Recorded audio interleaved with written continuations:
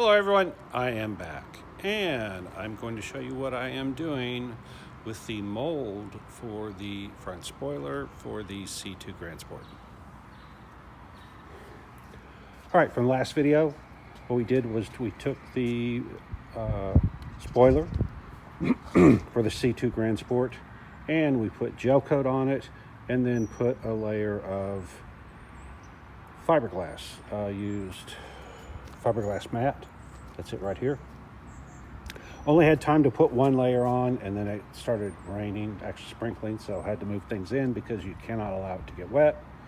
But one layer is enough to give the gel coat a sufficient backing. Gel coat is very fragile, and so you have to have a backing for it. That's what the fiberglass is for. But one layer of this is not enough.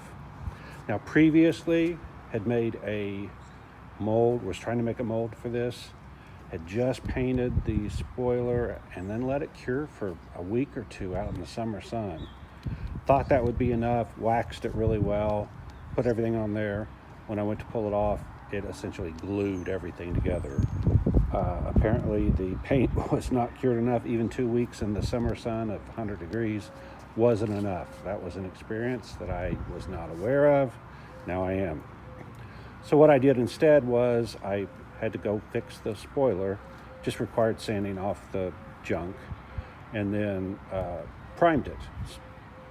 And then on the primer, I put PVA, polyvinyl alcohol, which is, it creates like a plastic film. So it's on there, and then I put the gel coat on, then I put on the fiberglass mat. This is fine, except it's not sturdy enough. One layer is not enough. So what I did was I took the old mold and I cut it into sections. And the intent is I am going to fiberglass it as backing to this. Now this is going to make a very thick mold because the old mold wasn't exactly thin. You can see here, let me get my finger in the picture so you can compare. See, it's not exactly thin. And then this is not exactly thin. It's not as thick as this. But regardless, it was even better to throw this away. And so I thought, might as well use it. So what I did was I cut it into pieces. Obviously it would not fit because it was exactly the same size as the inside of this, and that wouldn't work. So what I did was I cut it into pieces and then I trimmed each piece so that it would fit right on top of there. And you can see I also sanded this to get rid of all the high spots. And then I cut pieces of the fiberglass mat to fit right there. So the intent is I will put resin on here, resin on here. I've only got these two sections done, so I'll put resin on both of those. I will put resin, actually instead I'm going to put resin on this piece, and then I'm going to put this onto there. There we go. And then I will place this on here, and I have clamps. I'm going to clamp this down. I'm going to do the same thing here. All right, and the reason I'm doing it on this side, and these sections is I don't want to wait till I trim every one of these. It takes a while to trim each one of these. I want to get going on this. So by the end of today, I will have this much of it reinforced. While this is curing and clamped in place, I will start working on the other pieces.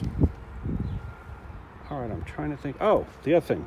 When I cut pieces, I do not cut a straight line. Well, it's kind of a straight line. So if you look at this, it would be a straight line there. But what I do is I make notches. And the reason I do that is for alignment. I could have cut that straight, and then I could have put this here, and then lined this up here. But it's way easier this way.